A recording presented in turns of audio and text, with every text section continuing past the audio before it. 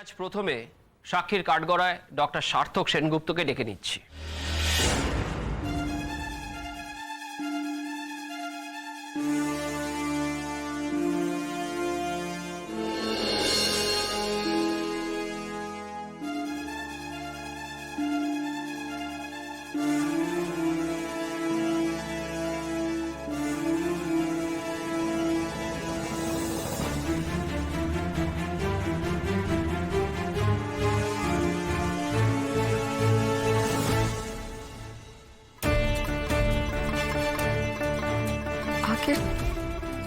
আগে সার্থককে কেন ডাকলো? আজকে তো আগে তোর স্টেটমেন্ট নেওয়ার কথা ছিল, তাই না? বোধহয় যে কারণে বাকি সবাইকে আমার আগে ডেকেছে। আগে আমার মিথ্যেটা এস্টাবলিশ করবে, তারপর আমায় ধরবে। কিন্তু ওরা সবাই তো শুরু থেকে তোর সঙ্গে। সার্থক, ডক্টর সার্থক সেনগুপ্ত, প্রসিকিউশন আপনাকে প্রথমেই ধন্যবাদ জানাতে চায়। এই নটোরিয়াস দলকে ধরার প্রক্রিয়ায় আপনি নানাভাবে পুলিশকে সাহায্য করেছেন, সেই জন্য। Objection your honour.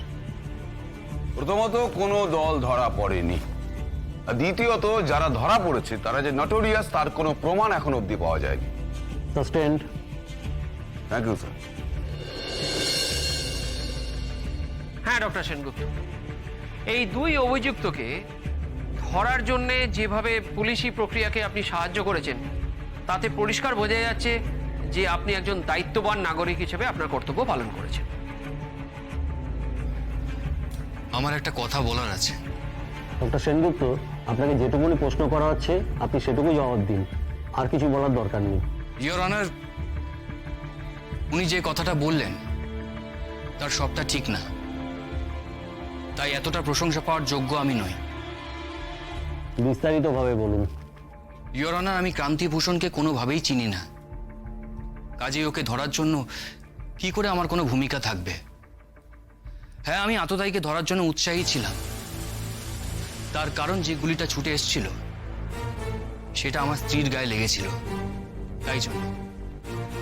আর সেই আততায়ী আপনার স্ত্রীর দিদি নীলাঞ্জনা, এই কথাটাই আপনার স্ত্রী আপনাকে বলেছিলেন, তাই তো?